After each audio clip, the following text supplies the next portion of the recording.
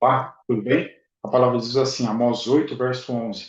Eis que vem dias, diz o Senhor Deus, em que enviarei fome sobre a terra, não de pão, nem sede de água, mas de ouvir as palavras do Senhor.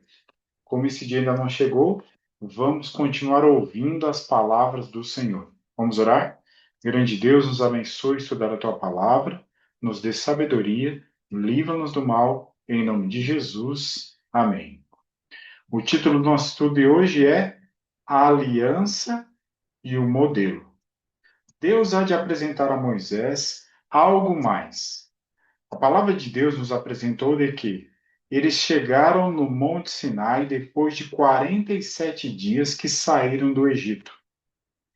Eles chegaram no Sinai no primeiro dia do terceiro mês do primeiro ano e vão sair do Sinai no dia 20 do segundo mês do segundo ano, ou seja, faltando 10 dias para se completar um ano. Então, eles ficaram aos pés do Monte Sinai quase um ano. Ali Deus falou a lei moral. Ali Deus escreveu a lei moral duas vezes. Ali também Deus apresentou as leis civis. A mente do povo cega e aviltada pela escravidão ao paganismo não estava preparada para apreciar completamente os princípios, para que pudessem os deveres expressos no Decálogo ser entendidos. Deram-se preceitos adicionais, ilustrando os princípios dos Dez Mandamentos e dando-lhes aplicação. Estas leis foram chamadas juízos. Qual foi a resposta do povo diante dessas instruções? Veio, pois, Moisés e transmitiu ao povo todas as palavras do Senhor e todos os estatutos. Então todo o povo respondeu a uma voz e disse: Tudo o que falou o Senhor, faremos. Essa deve ser a nossa resposta também hoje. Tudo que o Senhor falou, faremos. Vamos obedecer. Mas Deus também vai apresentar ao povo agora as leis do santuário. Moisés subiu ao monte, permaneceu ali 46 dias, depois 40 dias e 40 noites. Ali ele ficou e recebeu as leis do santuário, as leis do plano de salvação de Deus. Ele vai ilustrar isso através de um santuário, uma tenda, imóveis. Mas quem terá a habilidade de fazer tudo isso que Deus está apresentando a Moisés? Disse mais o Senhor a Moisés: Eis que chamei pelo nome a Bezalel, da tribo de Judá, e o enchi do Espírito de Deus, de habilidade, de inteligência, de conhecimento em todo artifício, para elaborar desenhos e trabalhar em ouro, em prata, em bronze, para lapidação de pedras, para entalhe de madeira, para toda a sorte de lavores. Então, Deus está capacitando pessoas para explicar o plano de salvação. Êxodo 25 diz: E me farão um santuário para que eu possa habitar no meio deles, segundo tudo o que eu te mostrar para modelo do tabernáculo e para modelo de todos os móveis, assim mesmo o fareis. Deus está explicando nos mínimos detalhes o plano de salvação através das leis do santuário. O santuário ficaria literalmente no meio do povo, no meio do acampamento no deserto. Num primeiro momento, esse santuário é chamado de tabernáculo, porque ele era desmontável. Se montava, ficava no lugar, depois, quando o povo caminhava no deserto, ele era desmontado. Quais eram os móveis que faziam parte da primeira parte ali do pátio? O altar do holocausto, que representava a morte de Jesus. João 29 diz: Eis o Cordeiro de Deus que tira o pecado do mundo. A pia de bronze com água representava Jesus, a água viva. Os móveis do santo, primeiro compartimento do santuário. O candelabro com luz representava Jesus, a luz do mundo. A mesa com pães representava Jesus, o pão da vida. O altar de incenso representava as orações em nome de Jesus. E no último compartimento, no Santíssimo, dois móveis: a arca da aliança e uma tampa de ouro maciço chamado propiciatório.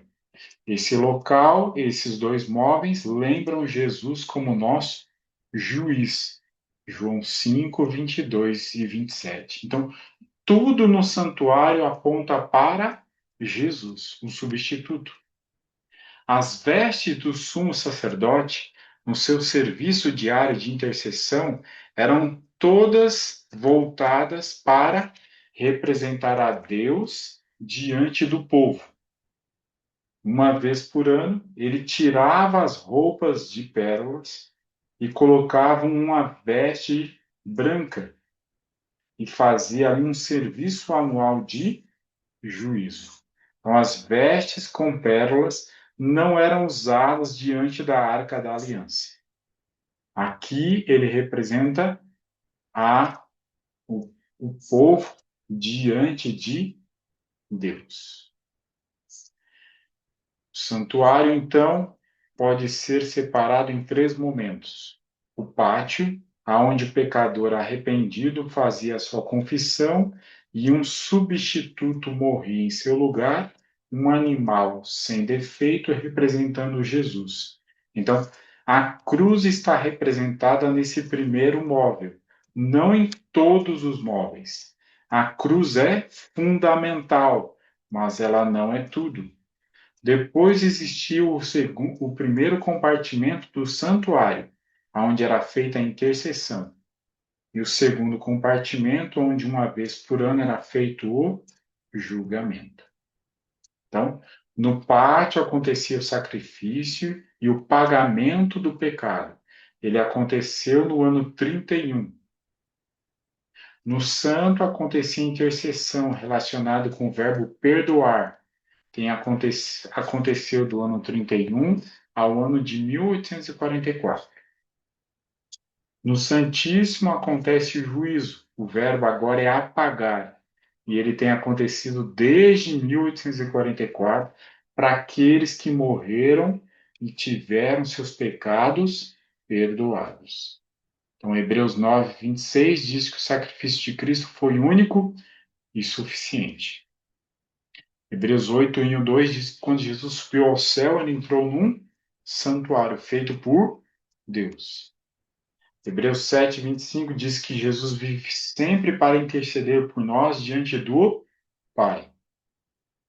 Daniel 7, 13, Jesus fez um movimento no santuário celestial, do santo até o ancião de dias, o Santíssimo.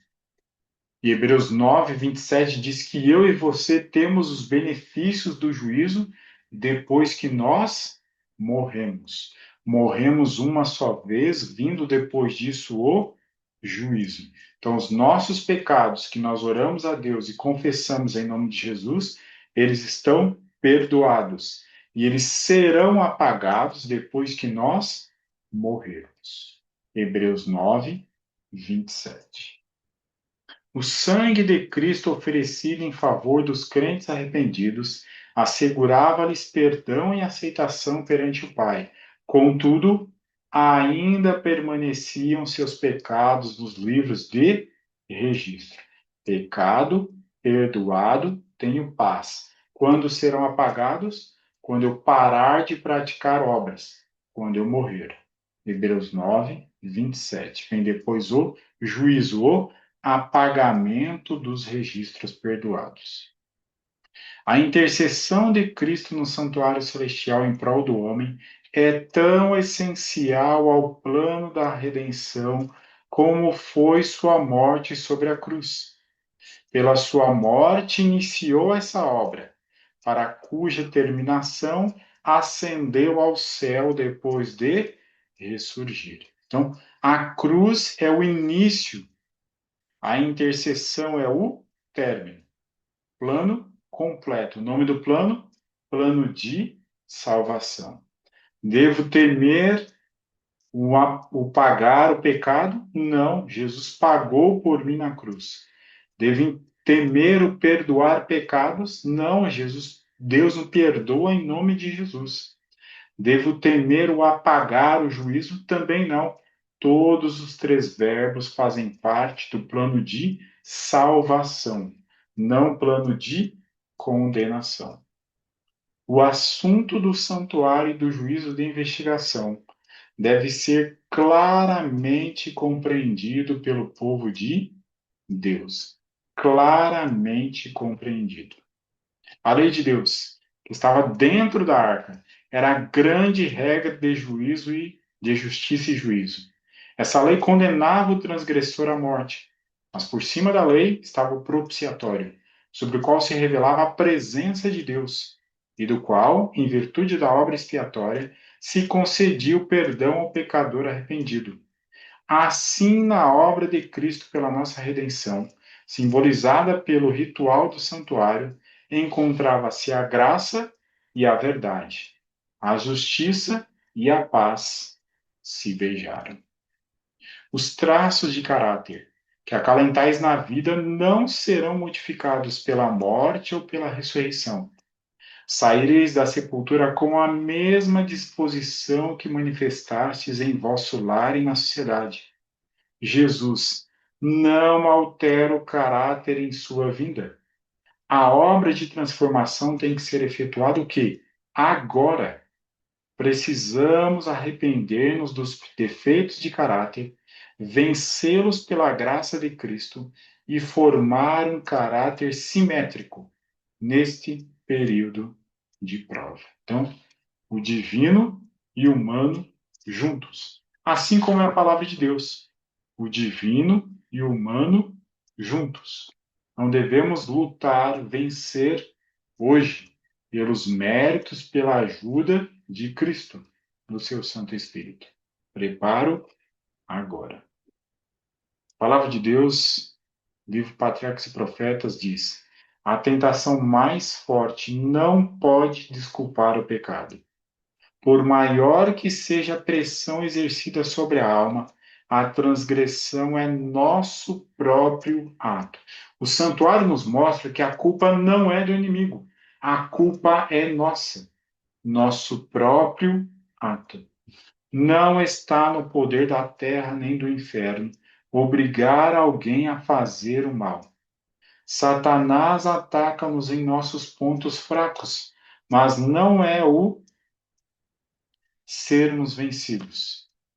Por mais severo ou inesperado que seja o ataque, Deus nos proveu auxílio em sua força, podemos vencer. Então, responsabilidade é nossa. Devemos nos apegar ao assim diz o Senhor. E dessa forma, andar pelo caminho do Senhor. A promessa da palavra de Deus está em 1 Coríntios 10, 13. Não vos sobreveio tentação que não fosse humana, mas Deus é fiel e não permitirá que sejais tentados além das vossas forças. Pelo contrário, juntamente com a tentação, vos proverá livramento, de sorte que a possais suportar. O divino e o humano. Deus é fiel. Que andemos com o Senhor todos os dias e nos preparemos hoje. Vamos orar? Grande Deus, agradecemos pela tua palavra, pela ajuda que recebemos dos altos céus e nos dá força, disposição para praticarmos a tua vontade em todos os momentos. E quando pecarmos, irmos ao Deus do céu, o único Deus, em nome de Jesus, arrependidos, confessando e termos paz com o Senhor. Oramos em nome de Jesus. Amém.